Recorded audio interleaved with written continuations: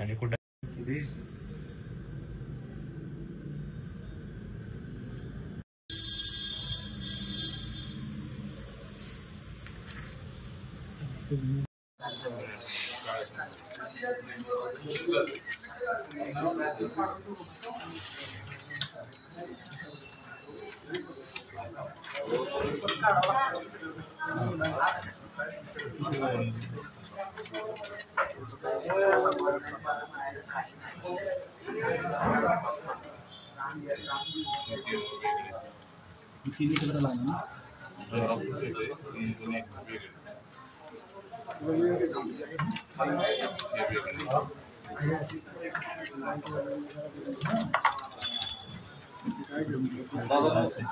भरलेला आहे। आज पहिलाच अर्ज माझा आहे।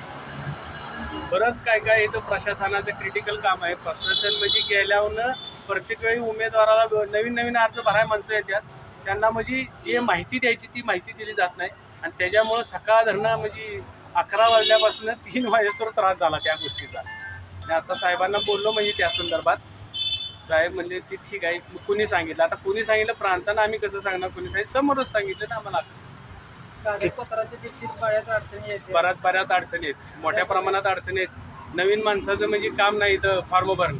किती नंबर मधून भरला? प्रभाग क्रमांक 11 मधून भरलेला आहे। अपक्ष भरलाय का पक्ष? अपक्ष। सातारा विकास आघाडीकडून काय फोन तुम्हाला? नाही, अजून काय नाही तसं। आता 8वी वेळ झाली, म्हणजे 40 वर्ष झालं सातारा देवे घराण्याचं ते नगरसेवक पद आहे। किती वेळ म्हणला? आता 8वी वेळ आहे। आता कुठला मुद्दा घेऊन तुम्ही काय नाही, तो माझा जो प्रभाग आहे त्या प्रभागाचे 2 तुकडे झाले। त्यातला अर्धा प्रभाग व्यंकटपुरा बाजूला झाला आणि चिमनपुरा बाजूला झाला। त्यामुळे मी व्यंकटपुऱ्यातनं कामं केल्यात म्हणल्यावर मी मागणी केली आहे भाजपकडे, देतील न देतील, पण मी आता माझा अपक्ष म्हणून भरून टाकतो। भावी नगराध्यक्ष चांगला असावा, त्याला सातारची जाण असावी, अशा पद्धतीचा नगराध्यक्ष असावा। त्यांना माहिती पाहिजे म्हणजे सातारा कसा आहे आपला। एक तर आपला चढाचा भाग असल्यामुळं मोठ्या प्रमाणात पाणी बिनी, त्यामुळं त्या पद्धतीचा नगराध्यक्ष चांगला असावा। सातारासाठी तुमचं काय विजन राहणार?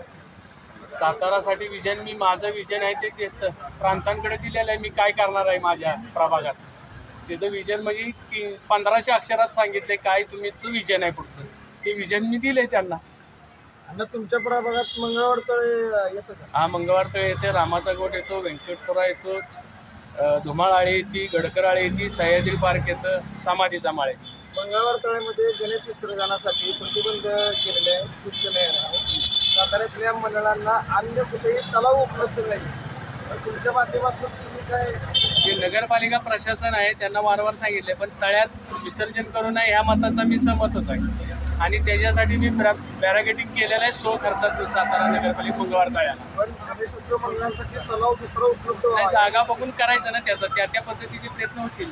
मंगळवार तळे पोस्ट ऑफिस जे आहे त्याचं पण स्थलांतर झालेलं आहे, ती पण अद्याप नाही, तिथं बिल्डिंग बांधून झालेली आहे, पण काय पोस्ट ऑफिसकडून काय तांत्रिक अडचणी आहेत, त्यामुळं ते प्रॉब्लेम फक्त राहिलेला आहे। त्यांनी सांगितलं होतं पोस्ट ऑफिसनं संडास बाथरूम पाहिजे, आपण संडास बाथरूम बांधलेलं आहे तिथं, पण ते पोस्ट ऑफिस काय अजून भाडं नगरपालिका म्हणते 10,000 पाहिजे आणि त्यांचं म्हणणं आहे की 3,000 रुपये देतो। आता तुम्ही ज्या प्रभागाचं प्रतिनिधित्व करणार आहात आगामी काळात, त्यासाठी तुम्ही उमेदवारी अर्ज भरलाय, तर शहर बस सेवा पण उपलब्ध नाही।